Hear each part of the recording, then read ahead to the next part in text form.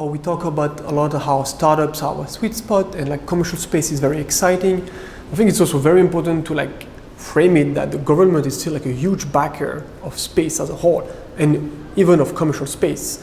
And in that sense, some of our customers are in fact the government, whether it's the Air Force, Space Force, or NASA, where we've secured some contracts there with them.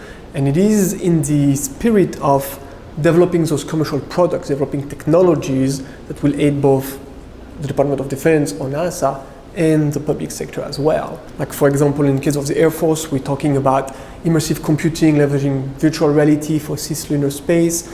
For Space Force, we're talking about the orbit servicing and manufacturing business. And for us specifically, what we're building toward that is how to hop between as many space objects as possible and as efficiently as possible to do things like repairing, refueling, removal for debris, right? And for NASA, we're talking about things like making navigation in deep space, so from the Earth to the Moon or other places, much more intuitive, visual, and automated, right? While still leveraging some of the state-of-the-art tools from NASA. So we're just adding like more layers to it.